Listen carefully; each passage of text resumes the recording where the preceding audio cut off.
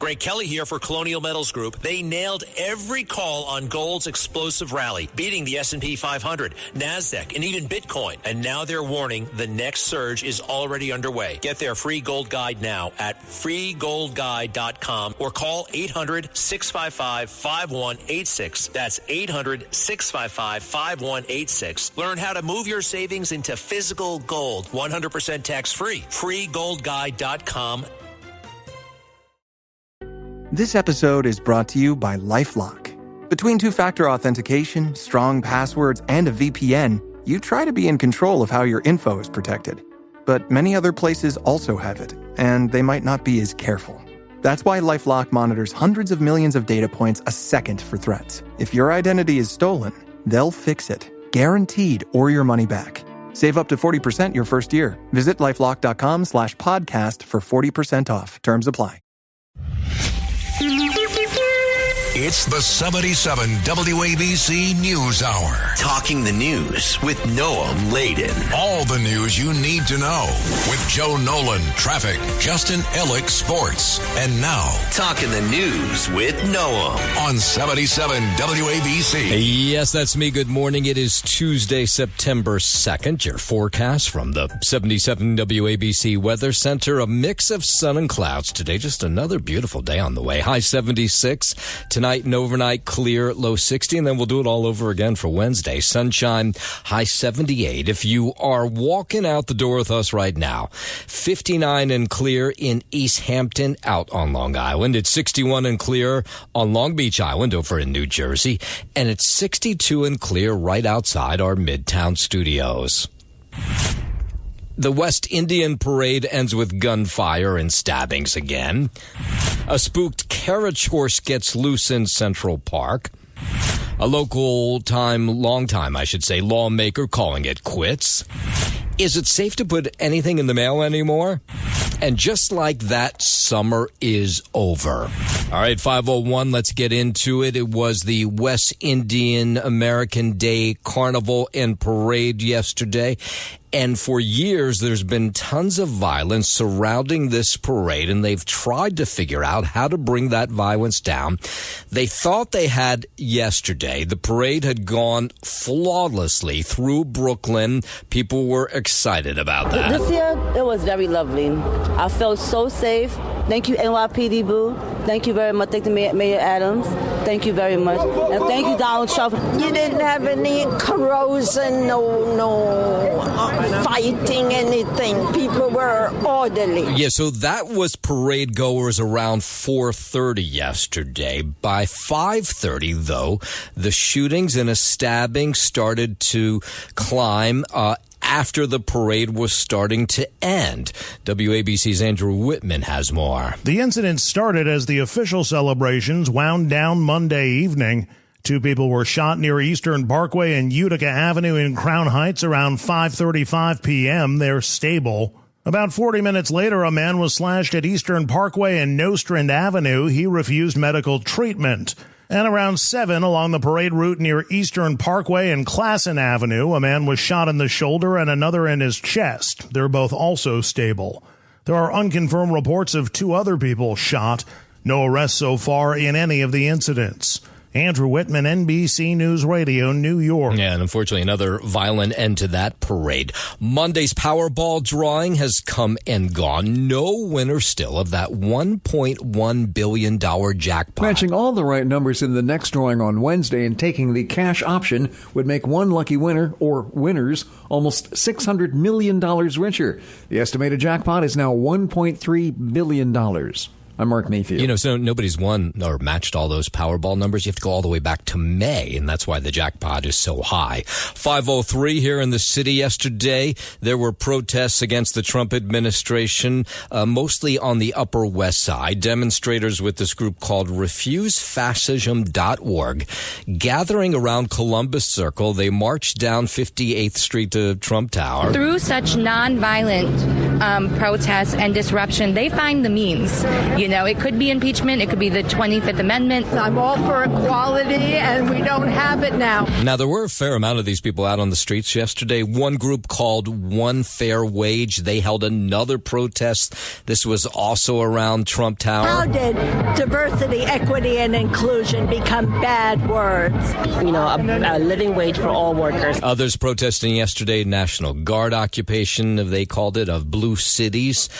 Here's one woman upset about all that. We need solid science, cancer research, immunology, vaccines. We all immigrants. It's not fair what he's doing. Donald Trump is pushing boundaries and he wants to see how far he can go, occupying cities like D.C., L.A., maybe Chicago next, who knows? The White House responding to all these protests yesterday, saying that President Trump believes the American workers are the heart and soul of the economy, which they say is what he's championed on as an agenda that always puts them first, from signing, they say, the largest middle class tax cuts in history to securing around $10 trillion in new investments. That was their response to those protests yesterday. While we were on the Upper West Side, did you hear this? Congressman Jerry Nadler not going to seek re-election next year. The 78-year-old Democrat telling the New York Times yesterday that it's time for someone younger. He said watching President Biden was something that made him decide that there's a necessity and a need for a new generation of leaders. Now, he just won re-election. In fact, here's what he sounded like on election night. This district does not belong to me or to my opponents, for that matter. It belongs only to the voters of this district, the New Yorkers who get up every day and busy themselves with building a better, fairer city. I have lived here for my entire adult life. I love the people of this community and what they represent. Why would I want to be any place else? Now, he may be getting out as things got tougher. This last race was tough for him. Nadler was elected to the House of Representatives all the way back in 1992. He's the longest-serving New Yorker and Jewish member of the House. Meanwhile, Congress returns after a month-long August recess today as a possible government shutdown looms large. The annual spending battle will no doubt take up much of the calendar to avoid a shutdown on September 30th. Senate Democratic leader Chuck Schumer took a lot of heat from his own party after voting with Republicans to avoid a shutdown back in March. Republicans will once again need Democrats to pass a temporary spending bill. Former Mayor Rudy Giuliani out of the hospital and walking after suffering injuries Saturday in a New Hampshire car crash. Giuliani's son, Andrew, said on Monday his father was in a lot of pain after the 81-year-old suffered a fractured vertebrae, inches to his left arm and leg, and multiple lacerations after his rental car was rear-ended Saturday night. Giuliani is expected to continue his recovery in Manchester. President Trump said on Monday he's going to award Giuliani the Presidential Medal of Freedom, the nation's highest civilian honor. Trump took to Truth Social to say he was giving the honor to Giuliani, who he called the greatest mayor in the history of New York City. I'm Mark Mayfield. WABC News Time 5:08 out to Secaucus, New Jersey, where police cracking down on what are being called the street takeovers, which have gotten very intense in the last couple months. The task force was created after a violent street takeover early Sunday around 2 a.m., with 100 cars taking over the intersection of Secaucus Road and County Avenue. They were driving recklessly, doing donuts and backing up traffic for miles when the cops arrived, and then it got worse. Drivers bolted from their cars, jumped onto marked police vehicles, and shot off firecrackers at the cops. Secaucus police had to call for reinforcements from 6 neighboring towns to disperse the crowd. They're hoping to identify those involved. I'm Lisa Ritchie, 77 WABC News. 5:09 out to Long Island, where an alligator was found, and now authorities are there that are trying to figure out where the heck it came from. Alligators most certainly not native to the tri-state area, and so it was a surprise for a bird watcher back in early August when they spotted a 2-foot-long juvenile gator at Cow Meadow Park in Freeport. 3 cops with the Department of Environmental Conservation used a canoe to get to the gator and brought it to a rehab center to be relocated. And this would seem to be part of a growing trend. I guess people getting tired of keeping exotic pets, they dump them. For example, Environmental Conservation was recently called about a tegu lizard native to South America found in Center Reach. James Flippin for 77 WABC News. That's awfully frightening. Hey, just got word. 8:45 this morning, Andrew Giuliani, of course, the son of former Mayor Rudy Giuliani. He's going to be here to give us the latest on his father's accident that took place in New Hampshire over the weekend, and also getting this big honor from the White House. So make sure you're tuning in to Sid and Friends in this morning, Sid and Friends in the morning, this morning at 8:45 to hear Andrew Giuliani giving exclusively the latest on his dad right here on 77 WABC. 5:10. The 10-year-old boy whose interview went viral after last week's mass shooting at a Minneapolis Catholic school, we're now finding out that he needs surgery. Weston Hausney spoke with reporters after the deadly shooting, recounting how a classmate had helped save his life. The first one, I was like, what is that? I thought it was just something. Then when I heard it again, I just ran under the pew. And then I covered my head. My friend Victor, saved me, though, because he laid on top of me, but he got hit. Yeah, just sort of amazing. Now, in a post in a GoFundMe page over the weekend, his aunt says he needs surgery to remove a bullet fragment lodged in his neck that's dangerously close to an artery. His father telling NBC over the weekend that his son would have died if that bullet had gone any further. The shooting at the Catholic church school left 2 children dead, injured more than a dozen others, as well as 3 adults. It was like shots fired, and then we kind of got under the pews. It kind of they shot through the stained glass windows, I think, and it was really scary. Yeah, we're wishing the best for Weston and his family. Over the weekend, the Pope Leo was offering prayers for the victims of the shooting that killed 2 in Minneapolis. Our prayers for the victims of the tragic shooting during a school mass in the American state of Minnesota.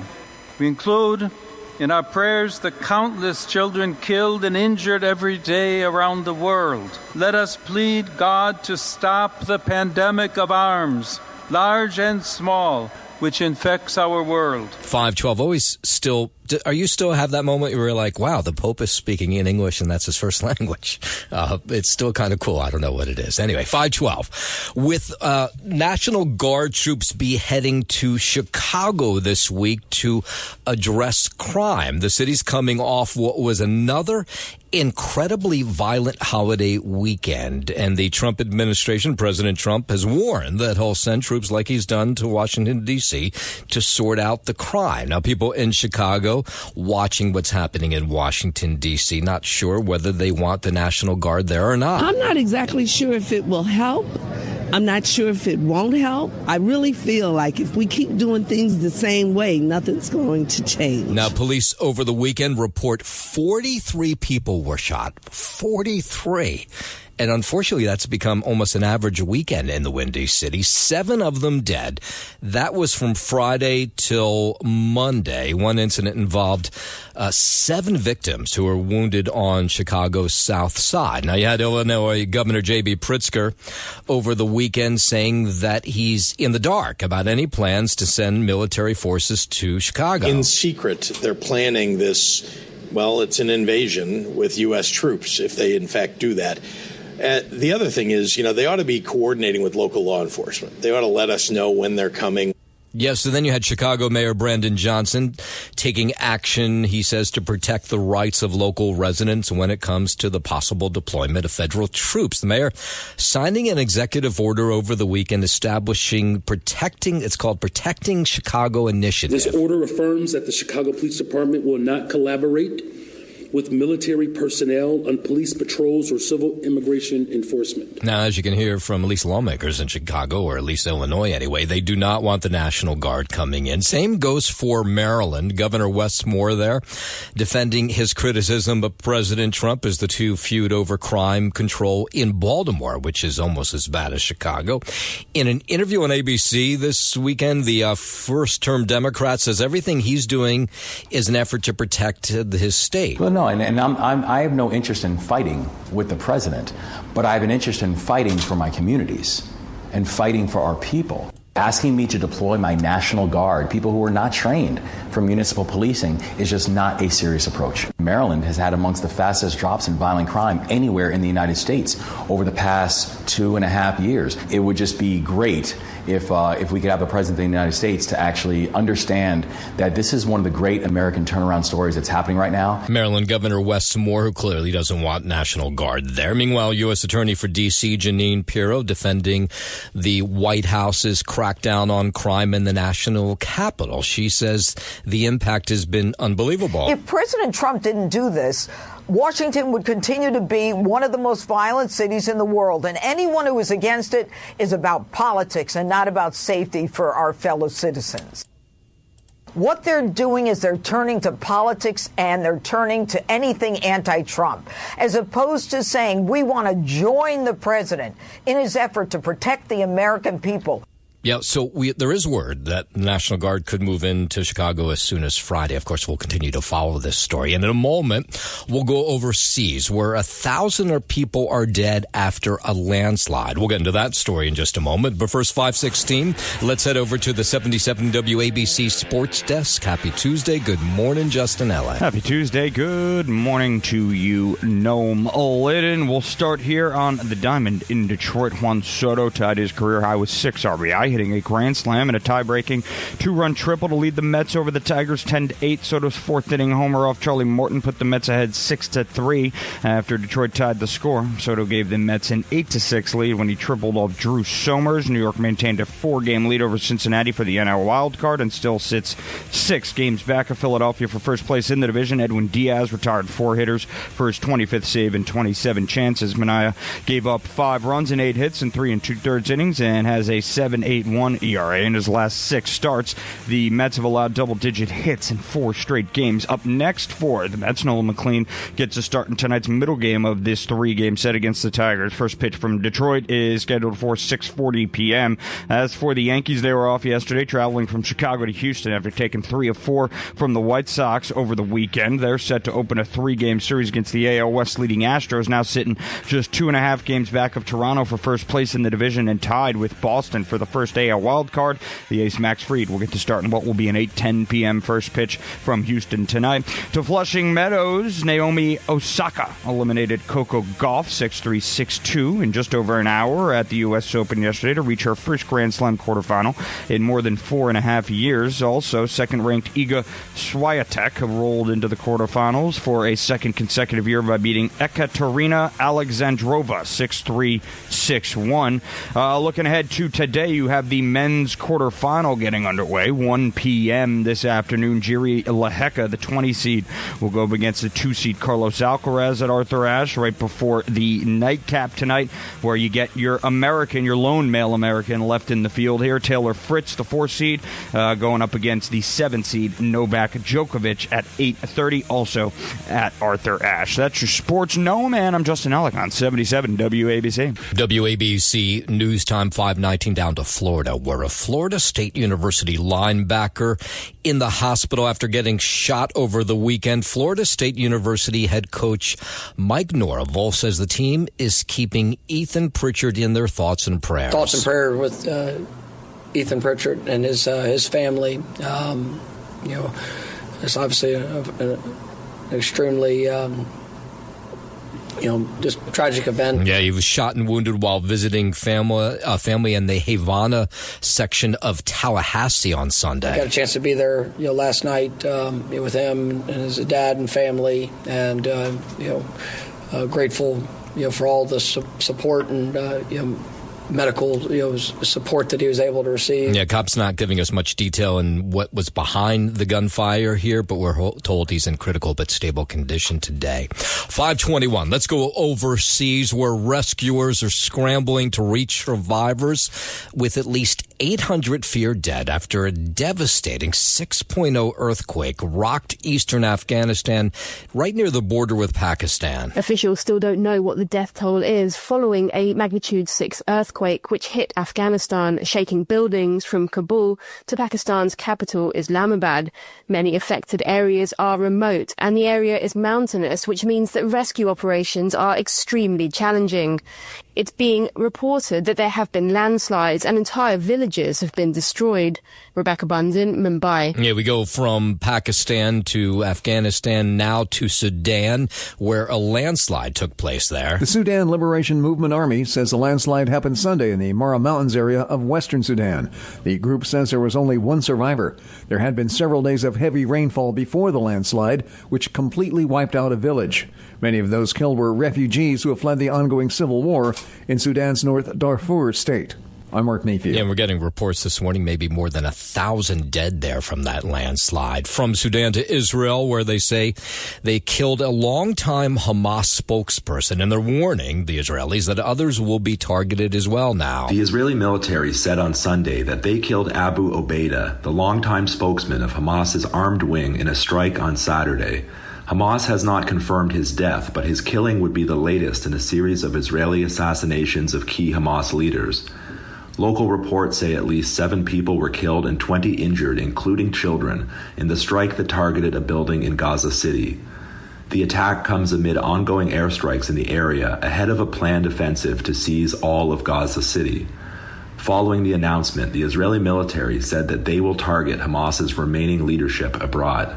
Blake Sifton, Tel Aviv. 5:22 from Israel back here home. Let's head over to California, where the governor there, Gavin Newsom, vowing to fight back after a new congressional map in Texas was signed into law on Friday. We're calling a special election on November 4th to give you the power to stand up to Trump and the power to protect our democracy. The gloves are off. We're going to fight fire with fire. That was the video from Gavin Newsom he put up on X over the weekend. He's proposing a temporary shift in California's redistricting power from an independent committee over to lawmakers to increase Democratic seats. Of course, that's what's happened in Texas. It's gone that now they're trying to increase Republican seats there. Texas Governor Greg Abbott signing that bill into law on Friday. The law that creates the one big, beautiful map that ensures fairer representation in the United States Congress for Texans. Okay, so it doesn't end in Texas or California. Missouri now going to take up redistricting in a special session of the state legislature there. Missouri Governor Mike Keogh made the announcement while unveiling a proposed congressional map of the Republican-led state, adding he wants to start this week. The move comes after California lawmakers recently approved a special election for voters to decide on Democratic-led redistricting maps. Keogh's announcement came the same day Republican Governor Greg Abbott signed into law new maps in Texas. I'm Brian Shook. 5:24 down to Texas. Just an awful story there. A 11-year-old boy is dead after being shot while doorbell ditching in Houston. Police responded to the reported shooting in an East Houston neighborhood Saturday night. Investigators say somebody inside the house came out and shot the boy in the back as he ran away. He was pronounced dead at a local hospital Sunday. Charges haven't been filed, but one person was detained before being released. I'm Michael Kastner. A real-life superhero of sorts getting the credit for catching a burglar in the act after officers with Florida's Cape Coral Police Department showed up at a home. This was at the end of last week to find a suspect was already being detained by the homeowner. The homeowner at the time was wearing Batman pajamas. I guess he wears them to bed. So he noticed a man rummaging through his truck but could not catch him, but later discovered the guy inside a neighbor's garage and was able to tackle him and hold him until cops arrived. I grabbed a hold of their shirt and their right wrist, and I told him, I said, listen, don't try to get away. Yeah, and he wasn't able to get away. Police said good job done by the guy in Batman pajamas. I don't have a Superman pajama because he's kind of, if you're impervious and invincible, you're not really brave. Oh, yeah, he's a little too into the Batman thing, but good job done by him. 5:25. Governors in the Northeast now zeroing in on offshore wind this Labor Day weekend. Governors Kathy Hochul, Phil Murphy, Ned Lamont, and Maura Healey issued a joint statement calling all physical laborers the backbone of the economy. They went on to say labor is on the front lines in the offshore wind industry, with 5,000 workers directly involved in building what they say will be a new American industry across dozens of states. The governors called on the Trump administration to uphold offshore wind permits that have already been granted and allow construction to continue. They also reaffirmed their unwavering support to working people and the unions that represent them. I'm Chris Coraggio. 526, a former CDC official expressing concern about the future of the agency, Dimitri Daskulakis, who recently resigned from his role of the CDC immunizations chief, telling ABC over the weekend that he only sees harm coming, especially when it comes to vaccines. Based on what I'm seeing, based on what I've heard with the new members of the Advisory Committee for Immunization Practices, or ACIP, they're really moving in an ideologic direction where they want to see the undoing of vaccination. Daskulakis, who was tasked with overseeing the nation's vaccine policy, said in his resignation letter that he's unable to serve the agency over policies and materials that he says do not reflect scientific reality. He also cited his philosophical differences with the HHS Secretary, Robert Kennedy Jr. I have been ready to do this when I felt that I hit the line. And I hit the line when both I didn't think that we were going to be able to present science in a way free of ideology, that the firewall between science and ideology has completely broken down. His resignation comes after the White House fired the agency's director after she refused to step down last week. It's the 77 WABC News Hour. Talking the news with Noam Laden. All the news you need to know with Joe Nolan, traffic, Justin Ellick, sports. And now, Talking the news with Noam. On 77 WABC. Yes, that's me. Good morning. It is Tuesday, September 2nd. Oh, is this just awful that it's already September? How did that happen? Your forecast from the 77 WABC Weather Center. A mix of sun and clouds today. Just a beauty of a day on the way. High 76. Tonight and overnight, clear, low 60. And then Wednesday, sunshine, high 78. So at least the weather is great. If you are walking out the door with us right now, 59 and clear in East Hampton out on Long Island. It's 61 and clear on Long Beach Island over in New Jersey. And it's 62 and clear right outside our Midtown studios. WABC News Time 5:39. Did you feel a little sad last night that you were getting prepared to go to sleep because it's like back to normal, right? That's the great thing about the summer is there's not really anything so normal about it. But then all of a sudden, here we are. Labor Day's over, the unofficial end of summer. People everywhere were trying to get the last licks in down at the Jersey Shore. Some people in Asbury Park. I mean, they just had a beautiful weekend down there to celebrate the unofficial last weekend of summer. Of course, it's not the end of summer on the calendar, but for most of us, it's back to normal today. It was a beautiful summer. It's a beautiful day today. The weekend was awesome. And we're here at the Jersey Shore with my granddaughter, hanging out. Yeah, everywhere you looked, places were just packed this weekend. A lot of people staying local. The beaches, Coney Island, incredibly busy yesterday as New Yorkers were closing out the summer of 2025 in style. The boardwalk in places like Seaside Heights and in Asbury Park, they were just packed. People enjoying the food. In the case of Seaside Heights, the rides. Back to school. Let's go. Let's go. Oh, yeah, right. So it's back to school today. I know my kid's not happy about that. Back to school. Let's go. Let's go. It's time.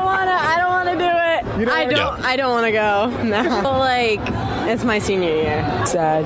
I don't want to go back to school. I don't like school. Yeah, I mean, I remember that. You didn't want to go back. But for the shore towns, whether it be Long Island, down the Jersey Shore, for the people who are full-time, local summer now begins. You know, that's when the out-of-towners get out of town, and then the locals can really enjoy it without everything being packed. It's been a really, really good summer. I just moved here to Asbury, and I feel like there's so much stuff going on, and there still will be lots of stuff going on, but I am sad. It's an awesome summer. I had an amazing summer with all my friends, and I just love going down to the Jersey Shore.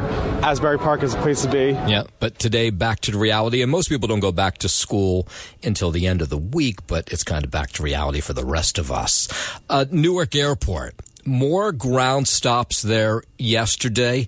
Boy, they haven't been able to sort this thing out completely. The summer actually went really pretty well after what was a spring of lots of delays. But the Federal Aviation Administration briefly issuing a ground stop. This was about 2 o'clock yesterday. It was lifted, but lots of people delayed. And then there was another one issued. This was about 4:30 yesterday.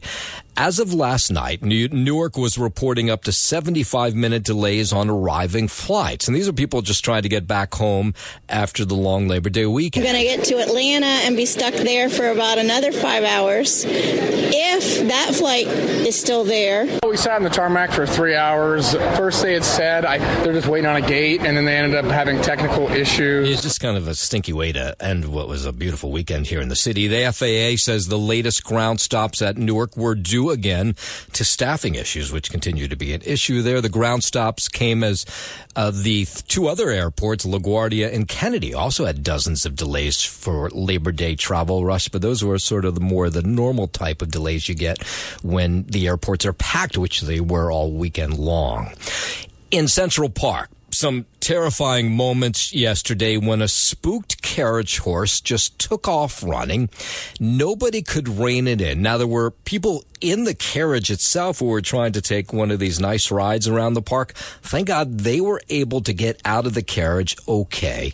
This was about 11:15 yesterday morning, right near the Bethesda Fountain, which is always packed with people and was yesterday. The horse's name, Bambi. Here's somebody who witnessed all this taking place. The crowd around was screaming because people didn't know which direction the horse was going to go into. There was a moment where the horse was stuck in the stop sign and they were close enough to ground. And there's video of this everywhere. It shows the carriage driver sprinting behind the runaway horse and the empty carriage. Police trying to corral this horse. 3 passengers, again, able to get out, and they were able to eventually stop Bambi. There were so many tourists and people around and children around, so it was really terrifying. So they were able to bring Bambi back to the stables. The head of the union for the carriage horses, the carriage horse industry, says it was a truck driver, a garbage truck driver, who was being aggressive with the carriage who spooked the horse. So here she explains. He's not injured, but shaken up, though, whether or not this was a road rage incident or a spooking or there's something wrong with the garbage truck motor. The driver says it was very, very loud. We just don't know yet, and what we do know, the horse is okay. Yeah, so the horse okay. They're going to leave the horse back in the stable for a little while, for a couple days, just to mellows out.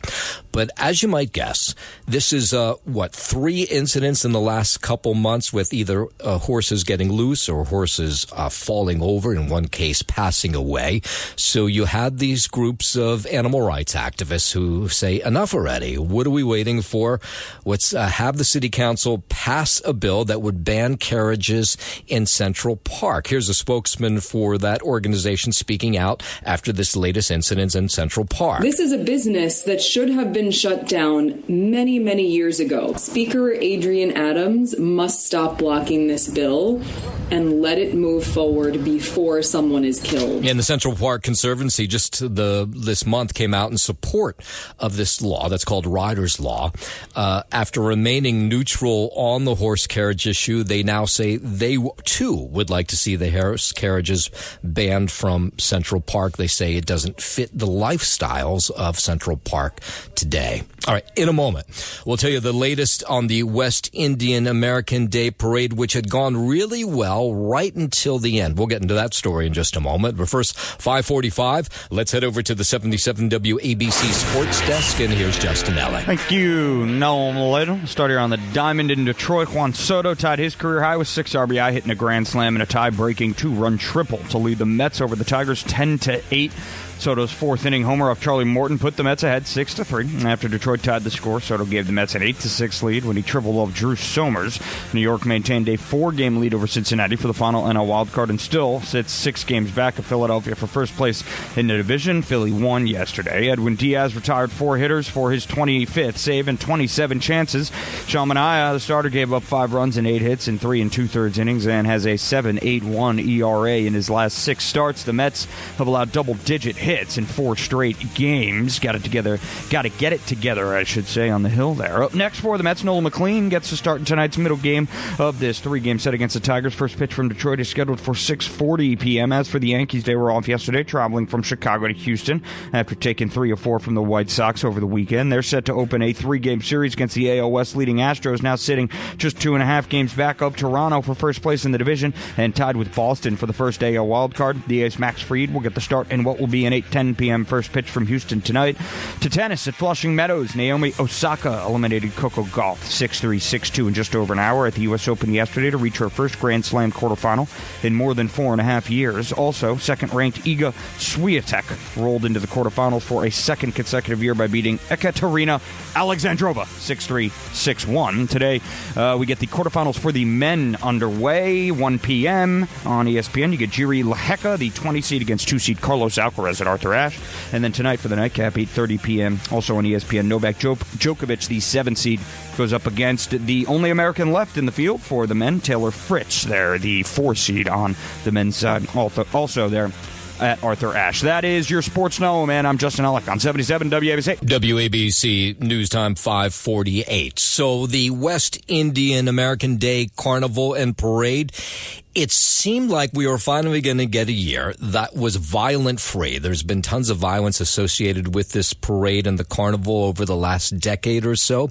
And so it made it to about 5:35 yesterday evening. So an entire day of parades had gone out without a hitch. But then there were 3 different shootings, 1 different slashing as the carnival was ending. One man in his 20s shot in the leg. A female in her 40s got shot in the buttocks. And then about 5:35, they transported a couple of other people. So it was 6 in all shootings, 1 slashing. We're waiting for the latest update from the NYPD. But those are the latest numbers that we have. And people who had taken part in the carnival and parade were so upset to hear this because they say their day had gone so well. It had been beautiful, great weather. I don't know if it shocked me that it happened, but I was very upset because, we don't need to have that baggage every time we have our Labor Day parade. It's just nonsense. Yeah, and as that woman speaking, I'm seeing there's some more information coming in. A 53-year-old man was shot in the neck and the leg. That was about 7 last night. They say that was connected to the parade, as people who were there said they raced for cover when they heard the bullets being fired. We just heard shot, I heard 1 shot, and everybody was jumping over the fence, scrambling, and we just took cover in our booth. Yeah, NYP telling us this morning they'll give us the latest numbers as soon as they have it all collated themselves. 5:50. Upper West Side Congressman Jerry Nadler says he will not seek re-election next year. Jerry Nadler, who served in the House since 1992, will not seek re-election. The 78-year-old Democrats' district stretches from 14th Street in Manhattan to the Upper East and West Sides. Nadler told the New York Times it's time for someone younger. He's also the longest-serving Jewish member of the House. Andrew Whitman, NBC News Radio, New York. Let's go out to Long Island at 5:50. A Suffolk County business owner says he's become the latest victim of check fraud when he mailed checks at the Bay Shore Post Office last month. I feel like we could do this story every single day of the week. So what happened? He's the owner of Rocket Express. His name's Rich Meller. He says he routinely mails business checks at the postal facility early in the morning there. Well, somebody went in and they bleached out the name of the person who the check was to, and they put a different number in, and they were able to steal a fair amount of money from Rich Miller. I write checks and I stamp them and stick them in a mailbox. And right outside the post office, I would think that is safe. Now, you might say to yourself, isn't that the old-fashioned way to pay for things with the check? Well, he said he's done it online, but he's and had fraud there too. So he's like, what way is safe? Is it in the mail? Is it online? You pay your bills online, there's fraud. You write out checks, you put them in the mail, there's fraud. Yeah, so the scheme cost Miller's small trucking company, he says, about $2,600. He's trying to recover the money. The person who stole the checks, who bleached them, wrote their name or somebody else's name, was able to cash them. They have not caught up with him just yet. My recommendation is bring your mail into the post office. Right. Don't use the outside boxes, and hope for the best. Yeah, I think that makes sense. Yesterday, we were watching as parents were out with their kids getting back to school clothes, lunch boxes. It's that time of year. Schools, at least in the tri-state, most schools open later this week, Thursday, Friday, depending on what district you're in. Parents saying that, prices are up a little bit, but that their kids are excited to buy new clothes for the school year. I'm excited to get a new pair of shoes. Underwears, T-shirts, socks, pajamas, jeans, a uniform shirt, everything I need for my grandson to go back to school. He's going to the 2nd grade. Yeah, others on hunt for school uniforms, backpacks, shoes. A lot of schools have dress codes now, so you have to match the dress code. This is nothing. That's why I was like, I'm trying to get in and out early. I'm always in here. I try to get in and out early because the crowd, he loves dresses. Every time we come to Kid City, she has to get a new dress, and this is the latest one that she picked out. Now, store owners, by the way, I didn't realize this, but store owners say that this week before school rivals Christmas for them for the busy season. They say, yeah, they'll make a lot of cash this week. New Jersey's largest mall facing a lawsuit now for being open on Sundays. Paramus officials are suing the operators of the American Dream Mall in the Meadowlands, claiming that allowing retail stores to open on Sunday violates Bergen County's blue laws, requiring non-essential shops to close in the county on Sundays. The borough is not only suing the company that owns the mall, but the borough of East Rutherford and the New Jersey Sports and Exposition Authority, which owns and leases property to the mall. A spokesperson with American Dream calls the lawsuit meritless and a political stunt, adding that it's well established county blue laws don't apply to property owned by the state. James Flippin for 77 WABC News. A homeowner says she's sick of people getting carried away on her stoop, so she's making some changes.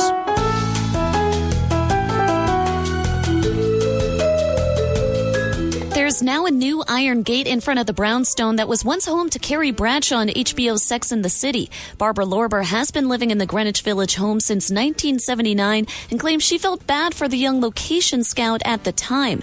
Little did Lorber know how huge the show would become, along with its cult following.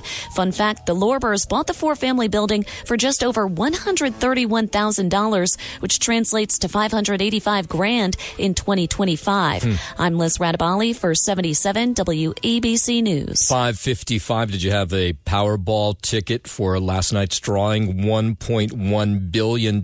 Nobody's won since May. That's why the jackpot is so high. And lots of people think that the best luck is at a supermarket on Parsons Boulevard in Queens. It's called the Hugh Lynn Supermarket. They had a winner in December of 2024.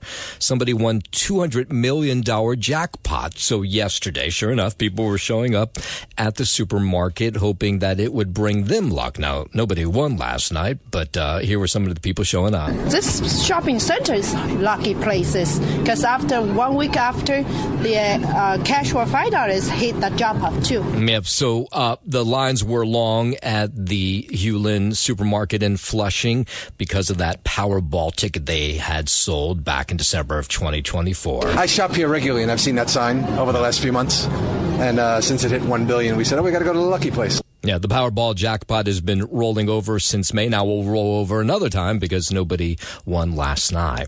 Over in New Jersey, a special exhibit celebrating the 50th anniversary of the Bruce Springsteen album Born to Run has officially opened. It's called Springsteen in Long Branch at the Long Branch Arts and Cultural Center. It'll be on display for about 2 months. It features rarely seen photos, posters, and artifacts, including an exact replica of the Fender guitar on the Born to Run album cover. Here's the people in charge of this exhibit. We're getting a lot of phone calls. People are popping in the door saying, is Bruce coming? Is he coming? Is he coming? You never know. He might show up. It's only been open for a couple days. No Bruce sightings just yet. The exhibit dives into Springsteen's early years living in Long Branch's West End, where he wrote Born to Run. The album cemented, of course, the boss as a rock and roll legend. You know, he was well known back in the days when he was, starting out. And we all knew that he'd be a superstar like he is now. Yeah, so far, they said they've had a ton of people show up, so they have not put an end date of when this exhibit will end because so many people have been showing up at Monmouth University. Thanks for listening to the News Hour with Noam Laden. You can hear the News Hour with Noam Laden weekday mornings at 5 on 77 WABC. If you like the podcast, share it with your friends and listen anytime at WABCRadio.com and download the WABC Radio app. Hit that subscribe button on all major podcast platforms. Plus, follow WABC on social on Instagram, TikTok, Facebook, and X. See you next time for a new episode so you never have to wonder. What the heck is going on here? Larry Kudlow here for Colonial Metals Group. Ask yourself, is your retirement protected? Gold is the one asset that's surged through every war and economic shock. Please call 800-621-3908. That's 800-621-3908. Or just visit freegoldguide.com to claim your free 2025 Gold Guide. You'll learn how to protect your IRA or 401k and could qualify for up to $7,500 in free silver. That's freegoldguide.com.